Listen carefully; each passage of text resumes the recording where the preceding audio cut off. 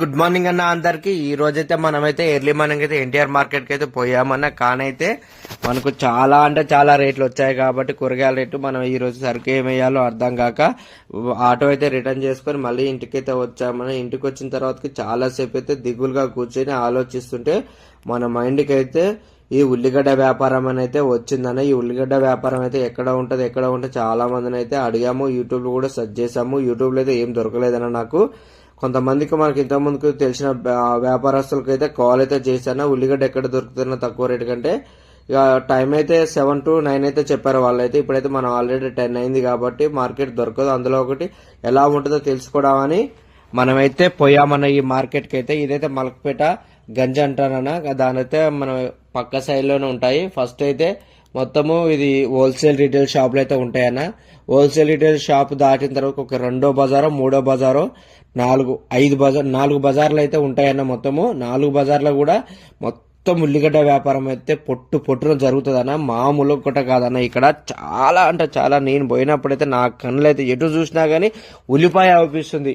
అంత అంటే అంత ఉల్లిపాయ వచ్చింది. రేట్లో ఒక్కొక్క అన్నను అడిగితే అన్న చెప్తున్నాడు 10 రూపాయలని, కొంతమంది 20 రూపాయలు పడిందన్న, కొంతమంది 20 రూపాయల 50 పైసలు పడిందని, కొంతమంది 23 రూపాయల 25 పైసలు పడిందని. చాలా అంటే చాలా ఉన్నాయన్న. క్వాలిటీలు అయితే క్వాలిటీని బట్టి డిఫరెంట్ రేట్లు అయితే ఉన్నాయన్న. కాకపోతే ఈ మార్కెట్ అయితే ఫుల్ రష్ అయితే ఉంటదన్న. మామూలు రష్ కాదన్న. అసలే మనం ఆటో తీసుకోపోతే ఎవరన్నా కొత్తగా ఆటోని నేర్చుకుని నాలెక్క తీసుకొని పోతే మాత్రం అడ్డంగా పెడతారు ఆటో వాళ్ళకైతే. ఇక వాళ్ళైతే కీకని ఆరలు కొట్టి అయితే చాలా అంటే అరుస్తారన్న. ఇక మొత్తం మార్కెట్ అయితే చాలా పెద్దదన్న ఇది. అందువల్ల అయితే మనకైతే ఈ రోజైతే తెలుసుకోవడం కోసం పోయాం కాబట్టి ఆటో అయితే తీసుకొని పోలేదన్న. ఓన్లీ మన 2 వీలర్ అయితే తీసుకొని పోయాం. 2 వీలర్ అయితే ప్లేస్ దొరకడానికి దాదాపు నాకైతే అర్ధ గంట అయితే పట్టిందని. ఎక్కడ పెట్టినా కానీ అయితే అక్కడ రైతులు అయితే తీసేయమంటున్నారు. అందులో ఒకటి కమిషన్ దారులు అయినా కానీ ఆ బీట్ లో ఉంటారు వాళ్ళు కూడా, ట్రాఫిక్ వాళ్ళు కూడా తీసేయమంటున్నారు అన్న. వేరే కాడ పెట్టుకోమని చెప్తున్నారు. అలా అయితే నాకు హాఫ్ అన్ అవర్ దానికైతే నాకు 2 వీలర్ పెట్టుకోవడానికి ప్లేస్ అయితే దొరకలేదన్న. అలా ఉందన్న రష్ అయితే మార్కెట్ అయితే. ఎటు చూసినా కానీ అయితే ఎర్రదే ఉందన్న. మొత్తం తెల్లదైతే అన్న ఒక మూట అయితే కనిపిస్తుంది. ఎవరిని అడిగినా రేట్ అయితే చెప్పాను కదన్న. 5 రూపాయల కాన్సన్ అయితే రేట్ అయితే 40 రూపాయల వరకు అయితే ఈ రోజు అయితే పలికిందంట.